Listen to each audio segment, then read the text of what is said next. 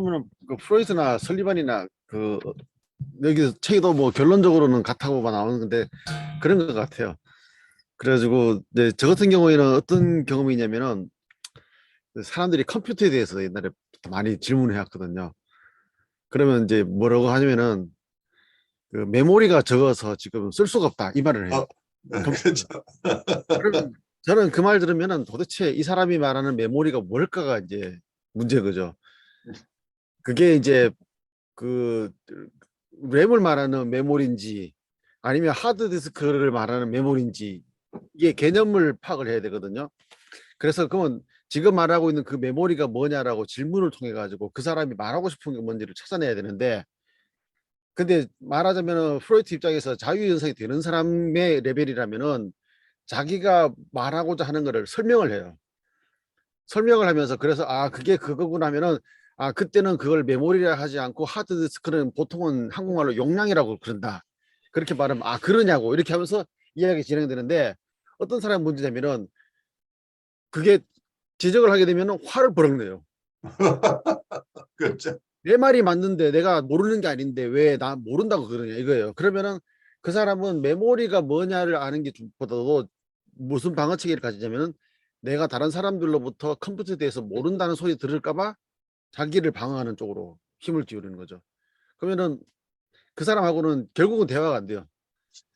대화가 안 되고 말해봤자 화가 나니까 그 서로 간에 싸우게 되거든요. 그러면 어떻게 하느냐면은 질문을 자꾸 던지면서 뭘 말하는지 그러냐 그래 그래 말해봐라 그렇게 계속 한 다음에 혼자서 그거를 해석해 가지고 대책을 세워줘서 해결을 해야 되는 그런 상황. 지금 적절한 사례예요. 왜냐하면 컴퓨터를 어느 정도 알고 있는 사람은 선생님이 얘기하는 램하고 실제 하드디스크 용량은 다른 것입니다라고 설명하면 그 사람 알아들어요. 그분에게는 내가 미리 이런저런 질문을 할 게 아니고 이 사람 얘기를 잘 들으면 아 이분이 무슨 어디에가 문제가 있다고 하고 그 부분을 선생님이 이렇게 이해하고 있는 게 아마 이런 쪽이 아닙니까 하고 내가 설명을 하거나 해석을 하면 이분 바로 그걸 자기 성찰로 가져가는 거죠. 아 그래 맞아 그 문제였군요 라고 하면서 이분은 바로 이해를 할 수 있는, 이게 뉴라틱한 레벨을 정신분석적으로 보면 뉴라틱한 레벨의 인물들 자기가 통찰이 어느 정도 가능한 사람들이에요. 그런데 지금 여기서 시큐리티 오퍼레이션이라고 표현하고 있는 설리반 얘기한 시큐리티 오퍼레이션 중심으로 사는 분들, 어떤 포인트 오브 앵사이티, 어떤 불안 지점이 생기면 거기에 대해서 불안을 방어하는 그 안전작용이라고 할 거, 프로이드식으로 얘기하면 디펜스 메커니즘, 프로이디언들에게 디펜스 메커니즘, 설리반 얘기하는 시큐리티 오퍼레이션. 이게 바로 이 불안을 잠재우는 쪽으로 제 에너지가 사용되는 거죠. 그러니까 이제 컴퓨터 전문가인 강 목사님이 그렇게 설명을 하는 순간 이분은 어떻게 받아들이는, 자기가 무시됐던 과거의 경험들이에요. 당신이 컴퓨터를 전혀 모르는 사람이라고 당신은 아는 게 없어라고 무시받던 이 정서가 건드려질 가능성이 있다. 그러니까 이 컴퓨터에 지금 이 문제를 잘 알아들으려고 하는 노력보다는 자기가 공격받고 무시당한다는 정서가 일어나는 것 때문에 무시받거나 공격받지 않으려고는 방어작용이 먼저 작용합니다. 그러니까 에너지가 이 상황에서 메모리라고 하는 것 자체가 각각 다른 것이 있어 그 메모리를 잘 이해하려고 하는 쪽에 내 에너지가 가는 게 아니고 자기가 컴퓨터를 아무것도 모르는 사람이라고 취급받을까 봐 거기에 취급받지 않으려고 하는데 에너지가 확 가버리니까 굉장히 공격적인 입장으로 돌아설 수밖에 없는 거죠. 그러니까 이분에게 자꾸 그걸 설명을 한다고 하는 게 이 사람 화를 돋구는 거예요. 그러니까 보드라인 레벨에 있는 분에게 당신은 과거에 어머니하고 아버지하고 관계에서 이런 삼각관계에서 있었던 일이다, 아니면 어머니가 충분하게 당신을 돌보지 않고 다른 데 관심만 가지고 당신을 내버려 두어서 그때 생겼던 정서 때문에 당신이 지금 나하고 관계에서 이렇게 힘듭니다 라는 식의 얘기를 한다는 것 자체가 이분들은 자기가 무시당한다는 느낌으로 오기 때문에 이런 설명이 오히려 이분들을 더 힘들게 한다는 거예요. 강 목사님 얘기를 좀 더 해보자. 아주 재밌어요. 그게 바로 실제 테크니컬한 상황, 테크니컬한 이슈를 다루는데도 이 정서적인 문제가 방어작용을 한다는 얘기죠. 그리고 그 나이 드신 분들한테 컴퓨터 하다가 뭐가 안 되면은 그 키보드에 그 이스케이프 키가 있잖아요. 이스케이프. 그렇죠.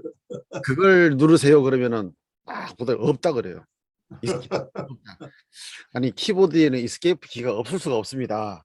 왼쪽에 제일 위에 있는 이스케이프 키를 누르세요 드리 없다고 그래요. 그래가지고 나중에 내가 알아볼 테니까 기다려 보라고 하더니 너 그 뭘 모르는데 거기에는 이스케이프가 키가 있는 게 아니고 ESC 키가 있다.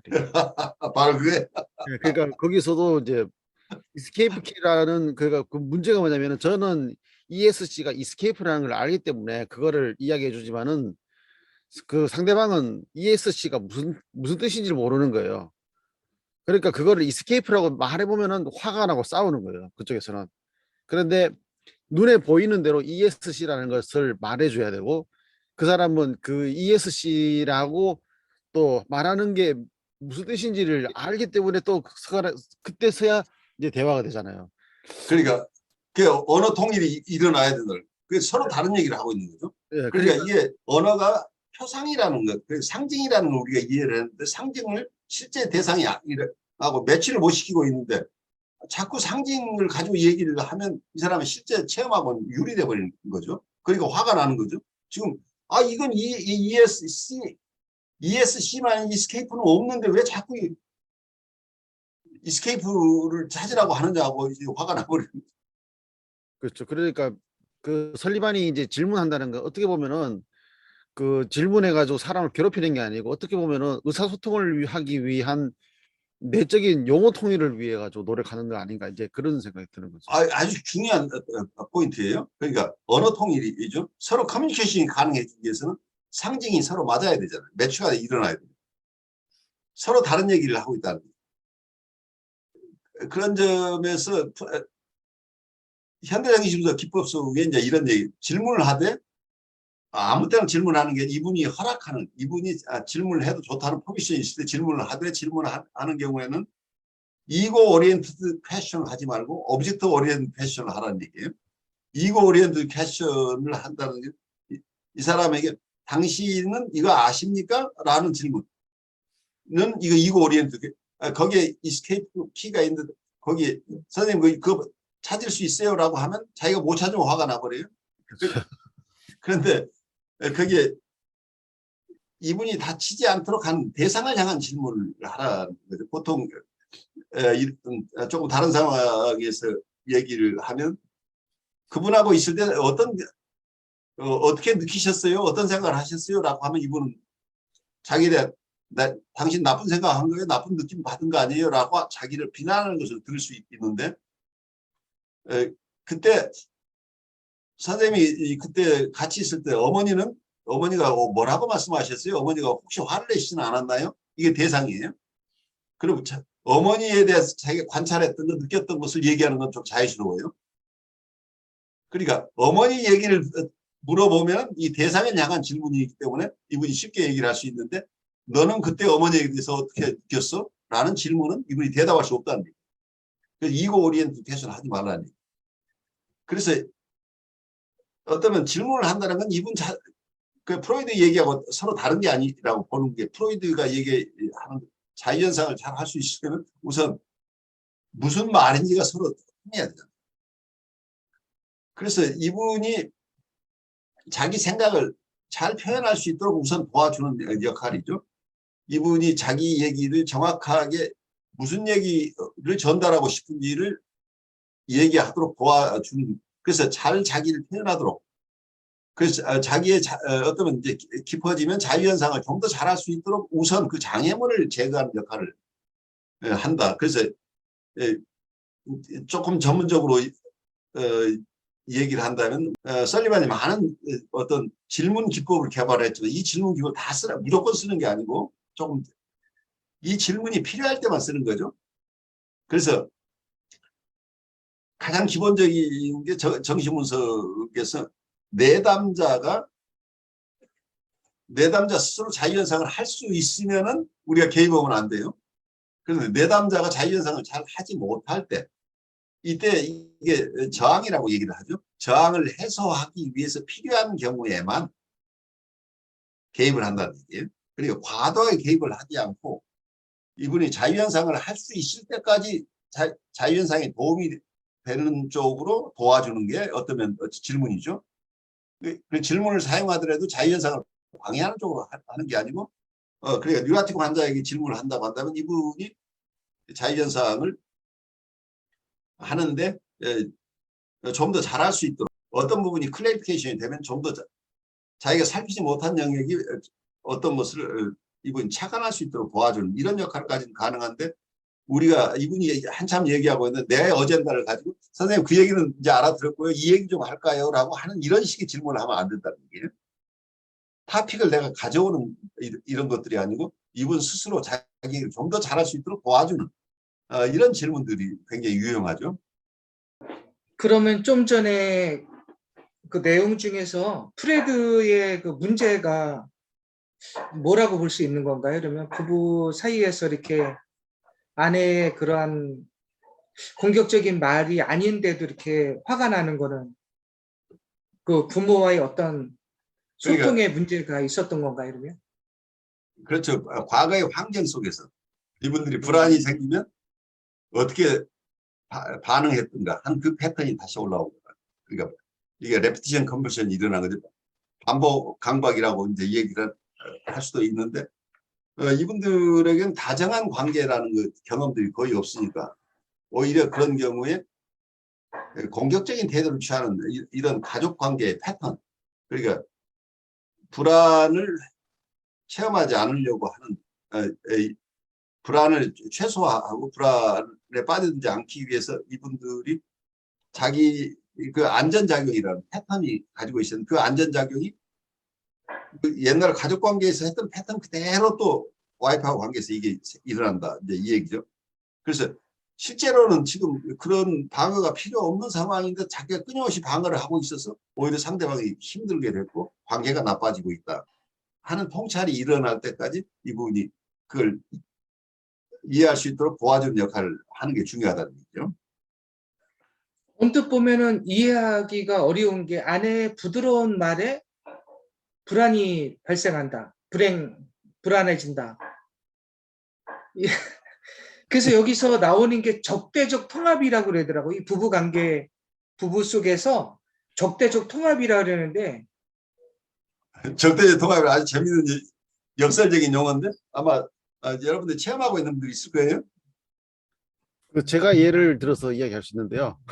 이건 저의 경험인데, 제가 밥 먹다가 들으면 화가 나는 말 중에 하나가 배 안 불러? 하는 말이에요.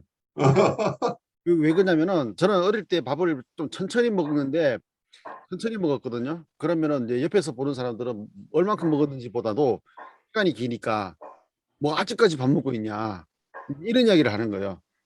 이제 그렇기 때문에 밥 먹다가 배 안 불러? 라고 말하는 거는 그만 먹어라, 아직까지 먹냐 이 소리로 들리는데, 와이프는 무슨 뜻으로 먹냐면 더 먹을래? 라는 말로 더 줄까, 음식 더 줄까 하는 뜻으로 배 안 불러? 라고 배 안 불러 그러면 알아서 더 줄게 이렇게 되는 거였거든요. 그래 전혀 다른 감정이죠. 예, 그래서 그러는데 저는 화를 팍 내는 거죠.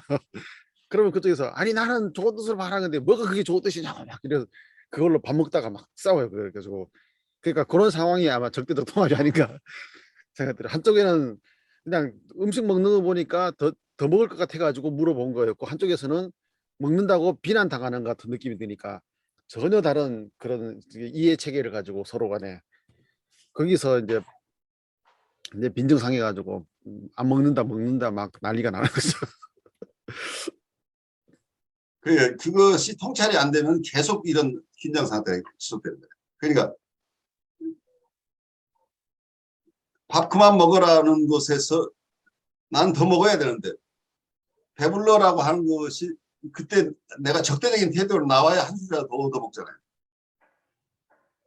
말하자면 강 목사 입장에 원래 체험 속에서는 이제 배불러 그만 먹으라고 한다면 나 배 안 불러라고 얘기가 돼야 됩니다.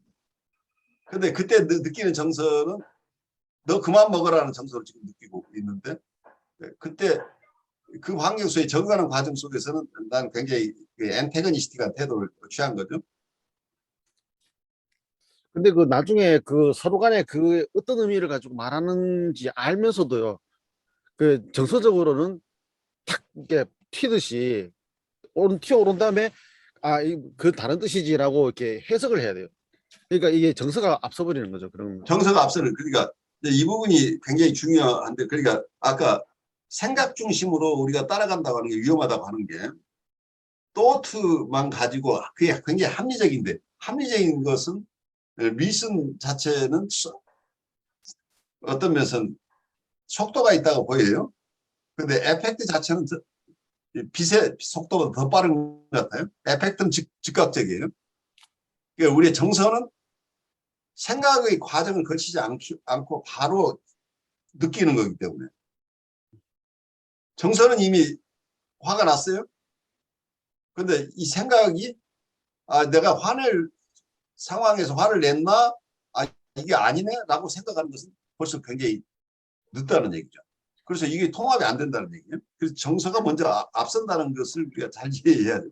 그래서 정서를 무시하고 우리가 생각 중심으로 사람들하고 대화를 한다는 건 굉장히 위험한 거예요. 그렇게 되면. 이미 정서적인 반응은 서로 일어나고 있는데 내 생각이 뒤쳐져 가니까 이걸 따라갈 수가 없는 거죠. 저는 누구 얘기하시려면 먼저 하세요. 아니야, 괜찮습니다. 저 별로 중요한 얘기는 아니었어요. 별로 중요하지 않은 얘기가 중요해요. 왜냐하면 프로이트가 봤던 것은 별로 중요하지 않다고 이렇게 그렇죠. 자체 놓는 것 자체가 가장 의미가 있다고 봤어요. 예, 그렇죠. 그렇긴 한데 아까 제가 통찰 얘기를 들으면서 듣는 생각이 통찰의 프로이드식과 설리번식의 통찰을 또 설명을 해주셨는데 그거를 들으면서 듣는 생각이 제가 저번 주에도 어떤 체험이 있었고 보통 여러 방면에서 머리에서 가슴으로라는 표현을 굉장히 많이 쓰거든요. 근데 그게 굉장히 단순한 그런 굉장히 쉬운 말인데 여러 측면에서 많이 쓰인단 말이에요. 심지어는 명상을 하고 무슨 깨달음을 얻고 하는 데서도 이 머리에서 가슴으로 내려오는데 굉장히 오래 걸리지 않냐라는 말을 굉장히 많이 쓰는데 제가 저번 주에 그 어떤 선생님이랑 얘기를 하면서 내가 딴 사람한테 굉장히 제가 평가에 조금 능하단 말이에요. 능하다기보다는 좀 냉정한 편이라서 속으로 약간 재는 게 제 약간 캐릭터라서 나 참 이게 좀 좋고 어떻게 보면은 객관적으로 사태를 파악하는 면도 있지만 굉장히 엄격하게 남들을 보는 것 같아서 그런 점에서 굉장히 어떻게 스테레오타입으로 사람을 굉장히 재단하는 것 같은 느낌이 들 때가 있다. 그랬더니 한주연 저는 그 선생님하고 이제 가끔 가다가 전화를 하면서 이제 상호 상담 그러니까 좋아요. 수다를 떠는 건데 상호 상담을 하는 그런 사이인 거예요. 그냥 수다를 떠는 거죠 저희끼리는. 근데 그냥 한주연 선생님이 그 자기 안에 내면의 어떤 모양과 관계가 있지 않냐 이렇게 무심코 그냥 이렇게 쉬운 말을 던지셨어요. 그랬더니 내가 내 내면을 평가하는 잣대가 너무 엄격하다는 그런 생각이 들면서 내가 이게 이렇게 뭐가 나 있는 그런 저는 시각적으로 그거를 이렇게 하는 데가 좀 편하거든요. 시각적으로 어떤 형상을 만드는데 그래서 내가 남들보다는 내가 내면의 나 자신을 평가하고 내 자신을 엄격하게 통제하고 이런 데가 훨씬 더 이게 익숙해져 있는 사람이기 때문에 그게 거울 비추듯이 남들을 그렇게 바라보는 것인 것 같다. 그러면서 또 그 순간에 내가 내 자신에 대해서 굉장히 이게 모서리가 난 걸 굉장히 너그러워지는 게 굉장히 필요한 것 같고 내가 그거를 좀 편하게 느꼈으면 좋겠다고 생각하는 순간 그렇게 어느 정도 실현이 됐는지는 모르지만 굉장히 제 자신에 대해서 어떻게 보면 좀 너그러워지는 거를 느낀 거예요. 중요한 통찰이에요. 예, 근데 그게 제 머릿속에는 그 생각이 그 전에도 있었을 거 아니에요. 제가 그렇죠. 체험이 아니라는 거예요. 예, 많이 하고 제가 명상도 하고 하면서 내 자신에 대한 어떤 생각, 내 자신의 어떤 통찰, 그리고 내가 내 자신을 바라보는 어떤 잣대에 대해서 굉장히 많이 생각을 했는데 그게 그 순간에 갑자기 딱 쉬워지는 느낌이 그 순간에 확 들었단 말이에요, 제가. 똑같은 것으로 제가 몇 달 전에 내가 골프채가 누가 엄마한테 받아오고 골프를 좀 배워야 되겠다. 골프를 배우는데 왜 한주연 선생님 왜 옆으로 이렇게 안 돌리시는 거예요? 그랬더니 안 돌아가요, 안 돌아가요. 그러다가 어느 순간에 갑자기 내가 안 돌리고 있구나를 제가 운동신경이 모자르니까 몇 달 만에 깨달은 거예요. 근데 이거를 말로 표현할 수가 없는 게 제가 명상을 하거나 어떤 분야에 대해서 이해나 그 익숙함이 깊어질수록 그 속도가 빨라지는 것 같은 느낌이 들 때가 있고 어떤 분야에 대해서 굉장히 이해가 느리고 내가 배워가야 되는 그 속도가 느릴수록 이 단계에서 머리에서 가슴으로 내려오는 게 굉장히 느리게 걸리는 것 같은 그런 느낌이 들 때가 있어요. 어떨 땐 노력을 한없이 해도 안 되고 어떨 때는 한순간에 그게 확 통찰이 일어나는 것 같은 느낌이 들 때가 있다는 생각이 들었고 두 번째는 아까 프로이드가 관념적이라고 하셨을 때 제가 드는 생각인데 프로이드가 언어가 굉장히 중요하잖아요. 네. 예, 자유현상이라는 게 굉장히 언어를 굉장히 중시하는 것이기 때문에 그게 언어적 차원의 어떤 통찰이 굉장히 프로이드한테 굉장히 중요하게 여겨졌는데 아까 교수님께서 프로이드에 대해서 굉장히 오해가 있다. 프로이드가 굉장히 여러 분야의 종합적으로 굉장히 이거 깊은 이해를 갖고 있었는데 어떤 부분에 대해서 강조가 돼버리면서 그 부분에서 약간 모자른 것처럼 그렇게 오해를 받는 게 있다라는 생각이 들어서 그 부분도 제 체험이랑 똑같이 이렇게 겹쳐갖고 생각이 든 거예요. 언어적으로 내가 어떤 부분에 억압이 일어나는지 또 어떤 부분에 키워드가 내 관념 속에 떠오르는지를 아는 것도 굉장히 중요한데 그 부분이 내 경험으로 이렇게 아까 그 경험처럼 내 경험적인 어떤 몸의 어떤 통찰로 내려오는 것도 프로이드 경우에 같이 일어났을 수가 있는데 그 언어적인 부분의 자유현상을 중요시 하다 보니까 또 우리 같이 이렇게 좀 모자란 이런 학생들은 그 부분만 강조한 것처럼 오해를 했을 수가 있다는 생각을 했었거든요. 근데 아무튼 설수설하게 아까 내가 저번 주에 했던 그런 경험감이 머리에서 가슴으로의 그 경험이 이런 어떤 설리반의 통찰 그리고 프로이드의 그 언어를 앞세운 그런 통찰을 종합적으로 했을 때 어떻게 어떤 통찰이라는 부분이 어디에서 일어나는가라는 거를 내가 경험을 했구나라는 생각을 잠시 했습니다. 굉장히 중요한 체험이죠. 그게 작은 득도의 경험이죠. 돌을 깨치는 거라고 말하자면. 예. 그냥 언어로 아무리 얘기를 해도 자기의 체험이 일어나지 않으면 소용이 없는 거죠. 근데 많은 사람들이 잘 가르치면 된다고 생각을 해요. 근데 이게 컨셉처럼 얘기를 수없이 들어도 통과가 안 된다는 얘기예요. 그러니까 이론으로 아무리 얘기를 해도 자기가 몸으로서 익스피리언셜 러닝이 일어나지 않으면 체험이 일어나지 않으면 아는 게 아니라는 거예요. 그러니까 상징어를 아는 거지. 내가 그 표상을 아는 거지 그 실제를 경험 못 한다는 얘기예요. 그러니까 언어를 통해서 얘기하고 있는 것은 이 컨셉처럼 것을 지적으로 저게 달이다라고 하지만 내가 달을 만져본 적도 없고 달의 공기를 가서 호흡해 본 적도 없기 때문에 실제 달을 아는 게 아니죠.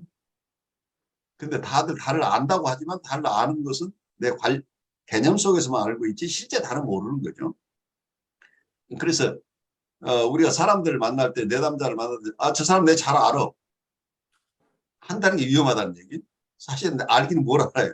저 사람은 지금 저 사람 안에는 자기가 누군지를 모르고 있어요. 프로이드가 무의식의 세계를 이해했다고 하는 게 굉장히 큰 혁명인 게 우리가 프로이드를 너무 낮춰보지 말아야 되는 게 나중에 프로이드의 후예들이 자기가 공부를 하다 보니까 프로이드는 이것을 강조하지 않고 뭐 이것만 한 것 같아. 그래가지고 자기가 새로운 거 프로이드가 모르는 것을 자기는 한다고 막 우기는 사람들이 많이 생겨나죠. 그러니까 어떤 면에서는 내담자 중심 클라이언트 오리엔티드 카운슬링 뭐 이런 얘기가 뭐 새로운 것처럼 하는데 내담자 중심의 상담 왜 원조가 정신분석이 프로이드라는 얘기예요. 그런데 마치 프로이드는 모르던 것을 후예들이 뭐 몇십 년 후에 개발한 것처럼 이렇게 착각들을 하는데 깊이 프로이드를 이해하지 못한 결과거든요. 그래서 그, 네, 네. 말씀하세요. 아니요, 먼저 얘기하세요. 아니, 말씀하세요. 지금 그 자유현상이 굉장히 중요하니까 말씀하세요. 자유현상이라는 말을 그 얘기를 하려고 그랬어요. 프로이드에게 있어서 그게 오해의 소지가 있는 게, 그 언어라는 것은 저희의 무의식을 탐구하는 어떤 굉장히 중요한 도구 같아요. 그렇죠. 네. 그거를 과소평가해서는 절대로 안 되는 거고, 그거를 프로이드는 그냥 언어적으로만, 이게 저희가 계속 오해를 하는 거죠. 억압된 어떤 요소를 언어적으로만 풀어냈네. 아까는 관념적이라고 그러셨는데 관념적으로만 풀어냈네 했는데, 프로이드에 있어서 언어라는 거는 자신의 무의식을 탐구한 어떤 툴 같은 거 같아요. 그렇죠. 네. 예. 그래서 이거에만 한정되려고 그러는 게 절대로 아니고, 이거를 통해서 언어라는 어떤 탐구 도구를 통해서 우리의 무의식적인 것을 마음대로 탐구하고 결국에는 정서적인 통찰에까지 이르려는 것이 그 프로이드의 목표였을지 모른다는 생각이 드는데, 아무튼 그 언어라는 게 없이는 우리가 이 무의식적인 것이나 이런 전체 우리에 대해서 탐구할 수 있는, 그게 너무 시야가 좁아지기 때문에 이 언어의 중요성을 굉장히 앞에 내세우다 보니까는 저희가 그런 오해를 하는 것 같아요. 그렇죠. 그러니까 무의식의 세계를 우리가 아무리 깊이 체험한다고 해도 이게 언어화돼야 결국은 이게 전체로서 통찰이 가능하잖아요. 그 어떤 우리가 무의식의 세계에 있다고 하는 것은 여러 가지 필터를 통해서, 여과기를 통해서 무의식에 잠겨 있는 것들인데, 이 무의식의 세계에서 의식으로 온다고 하는 것은 어떤 면에 언어의 구조로 들어오는 거죠. 그게 무의식의 의식화라고 하는 것 자체가 우리가 뭔가 체험을 회피하고 있는 것, 체험했지만 그것을 자기 것으로 가져오지 않고 억압하고 있는 어떤 것들이 있다고 한다면, 그것이 언어화된다고 하는 것은 무의식의 영역이 의식으로 통합되면서 또 한편에서는 언어로 표현할 수 있게 되는 거죠. 그래서 언어화라고 하는 게 정서를 담아내는 언어지만, 어떤 이 언어가 경우에 따라서는 이게 컨셉츄얼한 툴로 느끼기도 하지만 퍼셉츄얼한 툴로도 쓰이는 것 같아요. 어떤 때는 언어가 그냥 도구인데 상징적인 의미가 아니라 마치 그거 자체가 욕동의 발현의 도구로, 상징이 비상징적으로 쓰이는 경우도 있어요. 예, 요거를 저도 맞아요. 그 점이 제일 중요한 부분인 것 같아요. 그러니까 무의식을 의식화한 다음에 의식을 다시 재무의식화를 해야지 된다. 예, 그렇게 보거든요. 그게 이제 말하자면 그 수영 배울 때 그렇죠. 물에 뜨라 그러면은 말로 할 수 있는 표현은 뭐냐면 힘을 빼세요라고 말을 하거든요. 그렇죠. 그러면은 그 힘을 빼세요 그러면은 시체처럼 힘을 다 빼버리면 가라앉아요 또. 가라앉혀. 예, 그래서 아니 그렇게 하지 마시고 힘을 다시 주세요 그러면 힘을 주면 뻣뻣해가 가라앉아요 또. 그러면 이러지도 힘을 줘도 안 되고 힘을 안 줘도 안 되고. 근데 거기서 그 말로 가르치면 안 되는데, 그래서 뜬다는 느낌을 본인이 뜬다는 게 뭔지를 체험을 해야지 힘을 빼란 말이 무슨 말인지 알거든요. 그러니까 그것 때문에 이게 제일 큰 문제가 뭐냐면 무의식적으로 두려움이라는 게 음습해 오기 때문에 그 물에 안 뜨는 힘을 주고 있는 건데, 바로 방어 때문에 그래요. 예, 두려움을 싹 빼면은 어떻게 보면 힘을 주는 것도 아니고 뺀 것도 아닌 그런 상태가 되니까, 힘을 빼세요란 말이 무슨 말인지 알고 힘을 주세요 할 때도 무슨 말인지 알아듣고 이렇게 해가지고 이게 무의식이 의식화됐다가 의식이 다시 무의식화되면은 수영할 때 뜰 수 있다. 저는 그렇게 보고 있습니다. 아주 좋은 통찰인데, 이게 말하자면 거기에서는 물리적인 요소, 물리적인 설명으로 되는 게 아니고 성경의 말씀이 그러니까 be not afraid이에요. 힘을 빼라는 얘기는 be not afraid, 두려워하지 말라는 얘기. 그래, 몸이 경직돼서 뜨지 않는 것은 두려움 때문이잖아요. 그래서 마음의 두려움이 사라지면 뜨잖아요. 어떻게 보면은 중요한 얘기들을 치료사 입장에서나 뭐 선생님 입장에서나 누구에게나 상대방의 어떤 중요한 어떤 콘텐츠를 저희가 탐구하는 방식도 그거랑 비슷한 것 같아요. 그 의식에서 벗어나지만 또 완전히 또 무의식적인 것에서 또 이렇게 건져 올릴 수 있는 그 뭐 제가 말 표현을 못 하겠는데 그 몸에 지금 그 강성광 목사님이 얘기하신 그런 정도의 저희가 그 학생들이나 그 내담자의 말에서도 중요한 것을 걸어 올릴 때 그 의식에서도 또 벗어나고 또 무의식에서 또 건져 올릴 수 있는 그 사이에 있는 어떤 것들 있잖아요. 그런 거를 언어라는 어떤 툴을 통해서 건져 올리면 좋은 것 같아요. 두 분이 여기서 굉장히 깊은 얘기들이죠. 어쩌면은 프로이드의 기법을 메디컬한 측면에서만 강박증이 있는 사람이나 혹은 자기 신체화가 된 사람이나 아니면 뭔가 히스테리아나 이런 걸 치료하는 데만 무의식의 의식화를 이렇게 좁게 어떤 치료라는 측면에서만 프로이드를 이해한다면 프로이드를 너무 좁게 보는 거고, 무의식의 의식화라는 것을 깊이 통찰하면 이게 영성의 얘기하고 같아진다는 얘기예요. 왜냐하면 뇌에 있는 무의식의 세계에 있는 것이 의식과 통합된다고 하는 것 자체가 우리는 즉각적인 체험이 가능한 상태에 간다는 거예요. 그러니까 어린아이가 체험하는 것은 즉각적인 체험이죠.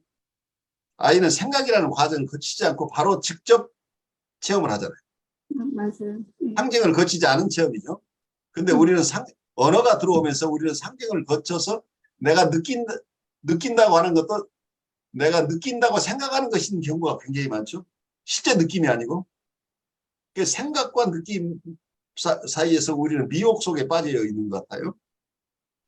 그래서 생각하는 내가 다 나라고 생각하는 것 자체가 어쩌면 나는 실제 사는 내가 체험하는 나를 잃어버리고 사는 생각만으로서 나라고, 그러니까 의식 중심의 나라고 생각하는 것 자체가 우리의 아주 중요한 부분들, 실제 체험하는 나를 잃어버리고 있을 수도 있다고 보여요.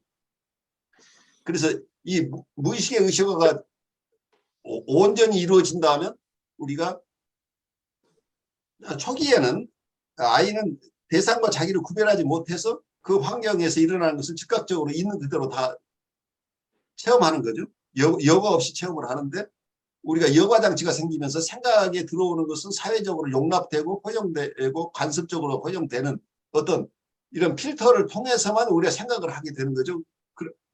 그래서 우리가 용납되지 않은 것은 필터에 투과가 안 되니까 다 무의식으로 내려가 버리는 거죠. 그 실제 체험이 아니고 허용되는 체험만 하는데 이런 것들이죠. 그래서 우리가 체험하고 있는 것은 실제 체험해야 될 걸 다 체험하는 게 아니고 사회적으로 용납되는 것만 체험하면서 우리가 체험했다고 우기고 있는 것일 수도 있는 거죠. 그래서 우리는 생각으로만 사는 거지 실제 사는 게 아닌 가능성이 있는데, 이 무의식의 의식화가 무의식의 영역이 점점 줄어든다고 하는 것은 우리가 처음에는 부모님하고 분리개별화가 되지 않은 상태에서 즉각적인 체험이 가능했지만, 지금은 분리개별화된 이후에 독립된 인격으로서 이 무의식의 세계가 점점 줄어들어서 의식의 세계가 넓어진다고 한다는 얘기는 이미 독립된 인격으로서 어린아이의 상태로 간다는 얘기죠. 그러니까 즉각적인 체험이 가능하다. 즉각적인 체험이 가능하다는 것은 언어의 이 상징을 거치지 않고도 바로 모든 것을 통찰해내고 경험하고 할 수 있다는 얘기이기 때문에, 이건 어쩌면은 프로이드가 얘기하는 무의식의 의식화 얘기는 깊은 점에서는 도의 경지에 이르는 걸 얘기하는 것일 수도 있다고 에릭 프롬은 그렇게 얘기를 해요. 프로이드를 너무 좋게 보지 말라는 경종을 울리는 거죠. 그래서 인격 통합이 일어난다는, 우리가 항상 쪼개진 숨겨진 나와 내가 의식하는 내가 항상 이 두 개의 내가 있다는 것을 우리가 깊이 이해하면서 점점 그 쪼개진 내가 하나로 통합되어 나간다고 한다면 완성된 인격으로 가는 길이 열린다. 이렇게 이 얘기할 수도 있겠죠.